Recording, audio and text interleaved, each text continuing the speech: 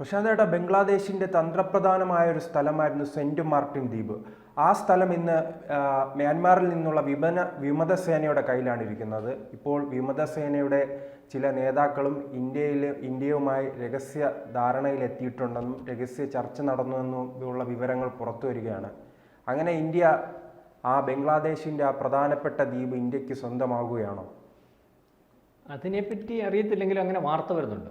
അരക്കൻ army വളരെ കൂടുതലായിട്ട് ബംഗ്ലാദേശിൽ കടന്നു കയറിയതായിട്ട് കഴിഞ്ഞ 2 ആഴ്ചയായിട്ട് നമ്മൾ വാർത്തകൾ കേൾക്കുന്നുണ്ടല്ലോ. അതിനകത്ത് സ്ഥിരീകരണവും ഉണ്ടായിട്ടുണ്ട്. ഇപ്പം കഴിഞ്ഞ ദിവസങ്ങളിൽ വന്ന വാർത്ത അരക്കൻ ആർമി സെൻറ്റ് മാർട്ടിൻസ് ദ്വീപ് പിടിച്ചെടുത്തു എന്നുള്ളത്. ഏറ്റവും പ്രധാനപ്പെട്ട ഒരു ദ്വീപാണ്, ബംഗ്ലാദേശിനോട് അനുബന്ധിച്ച് നിൽക്കുന്ന ഒരു ദ്വീപാണ്. ഈ ദ്വീപ് പല ഘട്ടങ്ങളിലും പല രാജ്യങ്ങളും കണ്ണുവച്ചിട്ടുള്ളതാണ്. അല്ലെങ്കിൽ ബംഗ്ലാദേശിൻ്റെ അടുത്ത് അമേരിക്ക ഉൾപ്പെടെയുള്ള രാജ്യങ്ങൾ ഞങ്ങൾക്കൊരു സൈനിക താവളം അവിടെ അനുവദിക്കുമോ എന്നൊക്കെ ചോദിച്ചിട്ടുള്ളതാണ്.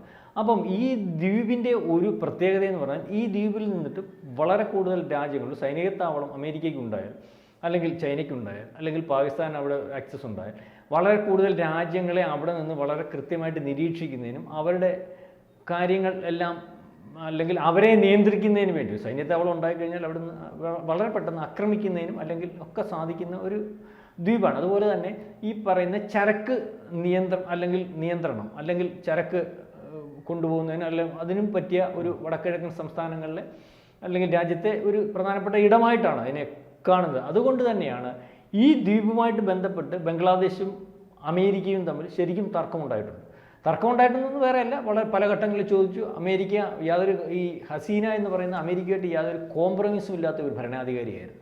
അവർക്കെപ്പോഴും ഇന്ത്യയുടെ താല്പര്യങ്ങളും അല്ലെങ്കിൽ ഇന്ത്യയോട് ചോദിച്ചിട്ട് കാര്യങ്ങൾ ചെയ്യുന്ന രീതിയുമായിരുന്നു. അതിനെക്കാട്ടി കൂടുതൽ അവർക്ക് റഷ്യയുമായിട്ട് ബന്ധമുണ്ടായിരുന്നു. അപ്പോൾ ഇതൊക്കെ അമേരിക്കയ്ക്ക് വലിയൊരു ബുദ്ധിമുട്ടായിട്ട് വന്നിട്ടുണ്ട്. അതുകൊണ്ട് തന്നെയാണ് എന്ന് പറയുന്നത് ഇവരെ താഴെ ഇറക്കുന്നതിന് വേണ്ട അല്ലെങ്കിൽ അവരുടെ രാജ്യത്തുണ്ടായിരുന്ന ആഭ്യന്തര ശത്രുക്കളെ പ്രൊമോട്ട് ചെയ്ത് കലാപമാക്കി അല്ലെങ്കിൽ അവരുടെ പുറത്താക്കുന്ന ഒരു അവസ്ഥയ്ക്കകത്ത് അമേരിക്കയ്ക്ക് വ്യക്തമായ പങ്കുണ്ടെന്ന് പറയുന്നു. ഷെയ്ഖ് ഹസീനയെ തുറന്നു പറഞ്ഞിട്ടുണ്ടല്ലോ, എൻ്റെ അധികാരത്തിൽ നിന്നും പുറത്താക്കാനുള്ള കാരണം ഈ ദ്വീപുമായി ബന്ധപ്പെട്ട അതിനുശേഷം അവർ പുറത്താക്കിയതിന് ശേഷം ആ ഒരു ആരോപണം വളരെ കൃത്യമായിട്ട് ഉന്നയിച്ചിട്ടുണ്ട്. അതുപോലെ പല ആരോപണങ്ങളും രാജ്യത്തിൻ്റെ പല ആരോപണങ്ങൾ ഇന്നതിനൊക്കെ സംഭവിക്കുമെന്ന് അല്ലെങ്കിൽ ഇതിന് ശേഷം ഇതാണ് സംഭവിക്കുന്നത് കലാപത്തിന് ശേഷം അപ്പോൾ ഇങ്ങനെ സംഭവിക്കുമെന്നൊക്കെ പറയുന്ന കാര്യങ്ങളെ ഇപ്പോൾ സംഭവിച്ചുകൊണ്ടിരിക്കുന്നത്. ഇതിനകത്ത് ചൈനയ്ക്ക് താല്പര്യമുണ്ട്, അപ്പം ഈ പറയുന്ന പാകിസ്ഥാന് താല്പര്യമുണ്ട്. അപ്പം അരക്കൻ ആർമിയുടെ കടന്നുകയറ്റം ഒരു പക്ഷേ ഇന്ത്യ പറയുന്ന താല്പര്യങ്ങൾ സംരക്ഷിക്കുന്ന രീതിയിലാണ് പല ഘട്ടങ്ങളിലും നമുക്ക് തോന്നിയിട്ടുണ്ട്.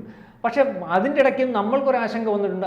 അരക്കൻ ആർമിയുടെ അല്ലെങ്കിൽ അവർക്ക് വേണ്ട ഫണ്ടുകൾ കൊടുക്കുന്നതിനും അവരെ പ്രൊമോട്ട് ചെയ്യുന്നതിനും പല ഘട്ടങ്ങളിൽ അമേരിക്ക നിൽക്കുന്നതായിട്ടും ആക്ഷേപമുണ്ട്. ഇപ്പോൾ അരക്കൻ ആർമി പക്ഷേ ഇപ്പം വരുമ്പോൾ അരക്കൻ ആർമി കയറുന്നു, പല പ്രദേശങ്ങൾ പിടിച്ചെടുക്കുന്നു, അതിനെ തടുക്കാൻ പറ്റാത്ത ഒരവസ്ഥയിലേക്ക് വരുന്നു. കാരണം അവർ പണ്ടത്തെ കൂട്ടല്ല, അവരുടെ ഇപ്പോഴത്തെ ഒരു പുതിയ റിപ്പോർട്ട് അനുസരിച്ച് ഏതാണ്ട് 10,40,000 സൈനികരുണ്ട്. സൈനികർക്ക് ഉപയോഗിക്കുന്ന ആയുധങ്ങളൊക്കെ എന്ന് പറഞ്ഞാൽ അതിന് ചൈനയുടെ ആയുധങ്ങളൊക്കെ ഉണ്ട്, പക്ഷേ വിദേശ ആയുധങ്ങളാണ്. കാരണം മാത്രമല്ല വളരെ കൂടുതലായിട്ടും കൃത്യമായിട്ടും നല്ല പരിശീലനം ലഭിച്ചിട്ടുള്ള ആൾക്കാരാണ്. ഗറില്ല യുദ്ധമുറ വളരെ കൃത്യമായിട്ട് ചെയ്യുന്ന ആൾക്കാരാണ്. അപ്പം ആദ്യമേ തന്നെ അവിടെ കയറിയിട്ട് അവർ കടന്നു കയറി പല പ്രദേശങ്ങളും പിടിച്ചു, അല്ലെങ്കിൽ ന്യൂനപക്ഷങ്ങൾ കൂടുതലുള്ള അല്ലെങ്കിൽ തന്ത്രപ്രധാനമായ സ്ഥലങ്ങൾ എന്നതിന് ശേഷം ബംഗ്ലാദേശ് എന്ന് പറയുന്ന രാജ്യത്തിനോട് അവർ പറയുന്നത് തന്നെ ഇവിടുത്തെ ന്യൂനപക്ഷങ്ങളെ ഉപദ്രവിച്ചാൽ ഞങ്ങൾ കൈകാര്യം ചെയ്യും, അല്ലെങ്കിൽ ഹിന്ദുക്കളെ ഉപദ്രവിക്കും. ബുദ്ധ വിശ്വാസികളാണല്ലോ. അപ്പം ഈ മ്യാൻമറിലും അതിനുവേണ്ടിയുള്ള പോരാട്ടത്തിന് വേണ്ടി ഉണ്ടായതാണ്. റോഹിംഗ്യ മുസ്ലിങ്ങളിൽ ബുദ്ധന്മാർ അല്ലെ ബുദ്ധമത വിശ്വാസികളുമായിട്ടുള്ള ഒരു ആക്രമണത്തിൽ അവരുടെ രക്ഷയ്ക്ക് വേണ്ടി ഉരുത്തിരിഞ്ഞതായിട്ട് വന്നൊരു സംഭവമായിരുന്നു. അപ്പം ബുദ്ധന്മാരെ ആക്രമിക്കുന്ന രീതി ഉണ്ടായാൽ അതിന് ശക്തമായ തിരിച്ചടി ഉണ്ടാകും, അല്ലെങ്കിൽ ഞങ്ങളതിനകത്ത് ഇടപെടും എന്നുള്ള രീതിയിൽ പറയുമ്പോൾ അത് പറഞ്ഞിട്ടുള്ളത് ആദ്യം ഇന്ത്യയാണ്. ന്യൂനപക്ഷത്തിനെ ആക്രമിക്കുന്നതും ഹിന്ദുക്കളെ ആക്രമിക്കുന്നതിനും ഇന്ന് ലോകത്ത് പറയാൻ സാധിക്കുന്ന ലോകത്തിലെ ഏറ്റവും കൂടുതൽ ഹിന്ദുക്കളുള്ള ഹിന്ദു രാജ്യം എന്ന് പറയുന്ന ഇന്ത്യക്കാണല്ലോ.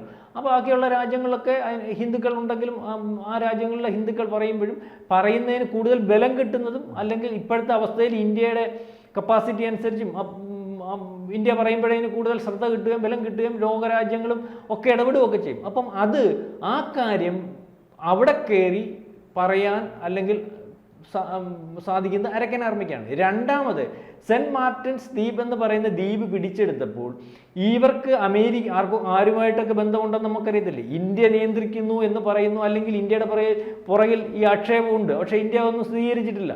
അല്ല ഇന്ത്യയാണ് നിയന്ത്രിക്കുന്നത്, ഇന്ത്യ പറയുന്നതനുസരിച്ചാണ് നീങ്ങുന്നതെന്ന് ലോകത്ത് പല മാധ്യമങ്ങളും പറയുമ്പോഴും പല രാജ്യങ്ങളും ആ ആശയത്തോട് അനുകൂലിക്കുമ്പോഴും ഇന്ത്യ അതിനെ അത് ഇന്ത്യക്ക് ഏറ്റെടുക്കാൻ പറ്റത്തില്ലല്ലോ. അല്ലെങ്കിൽ ഇന്ത്യ രഹസ്യമായിട്ട് റോയോ അല്ലെങ്കിൽ നമ്മുടെ അജിത് ഡോവലോ ഒക്കെ സഹായിക്കുന്നുണ്ടെങ്കിൽ തന്നെ അതിനകത്ത് ഇന്ത്യക്ക് അത് പരസ്യമാക്കാനോ സമ്മതിച്ചു കൊടുക്കാനോ. പക്ഷേ ഇപ്പം സെൻറ്റ് മാർട്ടിൻസ് ദ്വീപ് അവരുടെ കയ്യിലായതിനു ശേഷം ഇത് ഒരുപക്ഷെ ആശങ്ക നമുക്കുൾപ്പെടെ ഉള്ളവർക്കുണ്ടായിരുന്നു. നമ്മൾക്കെന്ന് പറഞ്ഞാൽ നമ്മുടെ സാധാരണക്കാർക്കും അല്ലെങ്കിൽ ഇന്ത്യയെ സ്നേഹിക്കുന്ന ആൾക്കാർക്കും ഒക്കെ ആശങ്കയുണ്ടായിരുന്നു ഇതിനി ആരുടെ കയ്യിലോട്ട് പോകും. കാരണം ഇത്തരത്തിലൊരു തീവ്ര ഗ്രൂപ്പ് എന്ന് പറയുമ്പോൾ അവരുടെ കയ്യിൽ നിന്ന് വേറെ രാജ്യത്തിന് പിടിച്ചെടുക്കുന്നതിന് ബുദ്ധിമുട്ടില്ല.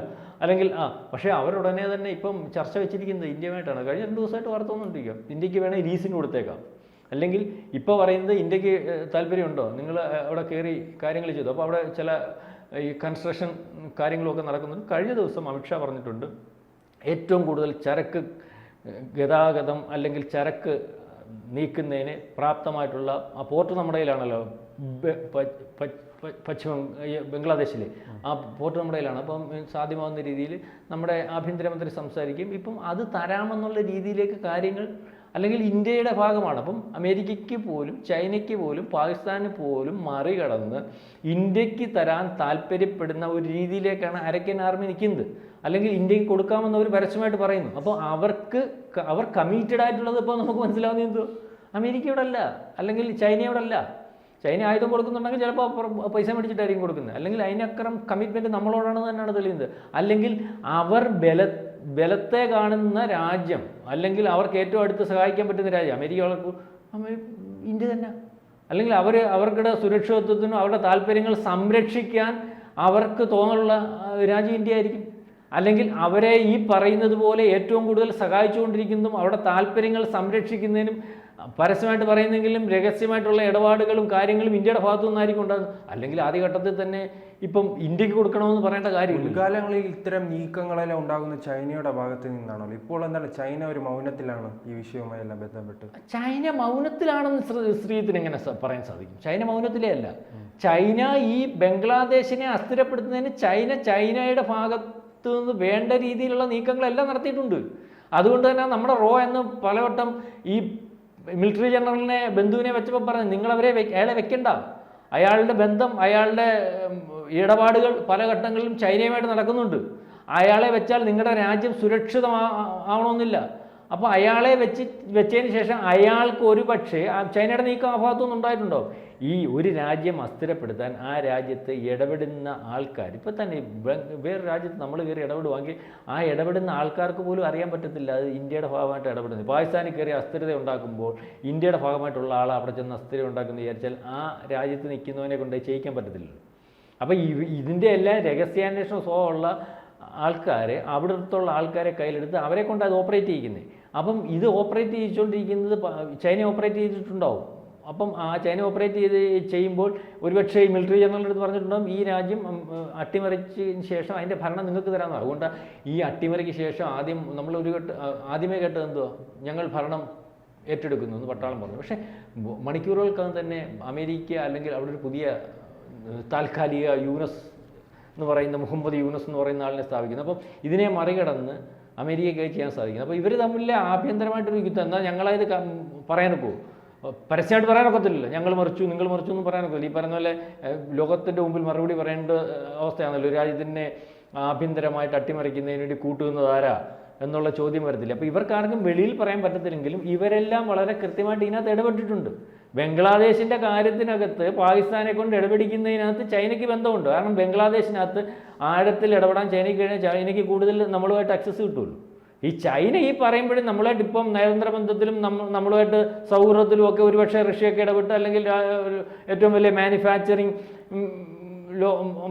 യൂണിറ്റ് അല്ലെങ്കിൽ യൂണിറ്റായിട്ട് ഇന്ത്യ മാറുമ്പോൾ, അല്ലെങ്കിൽ ലോകത്ത് അങ്ങോട്ടും ഇങ്ങോട്ടും കയറ്റുമതി ഇറക്കുമതിയും അല്ലെങ്കിൽ ചില ബന്ധങ്ങളും ഒക്കെ ആയിട്ട് വരുമ്പോൾ തന്നെ ചൈനയ്ക്ക് നമ്മളോട് ഉള്ള ശത്രുത അറിയാമല്ലോ. കാലാകാലങ്ങളായിട്ട് ചൈനയ്ക്ക് നമ്മളോട് ഇഷ്ടമൊന്നുമില്ല. അവസരം കിട്ടിയാൽ അവർ നമ്മളെ കൈകാര്യം ചെയ്യും. ഇപ്പോഴും ഔദ്യോഗികമല്ലെങ്കിൽ അനൗദ്യോഗികമായിട്ട് അവരതിനുള്ള കോപ്പുകളൊക്കെ കൂട്ടും. അതിന് ഏറ്റവും കൂടുതൽ അവർ സഹായിച്ചുകൊണ്ടിരിക്കുന്ന പാകിസ്ഥാൻ. ഇപ്പോൾ പാകിസ്ഥാനിലെ ആഭ്യന്തര യുദ്ധത്തിനും കാരണം അതാ. പാകിസ്ഥാനിലെ സഹായിക്കുന്നതിനപ്പുറം പാകിസ്ഥാൻ വിറ്റാൽ മൊത്തത്തിൽ വിറ്റാൽ കിട്ടുന്ന പൈസയെക്കാട്ടി കൂടുതൽ കടമാക്കിയിട്ടുണ്ട് ചൈനയുമായിട്ട്.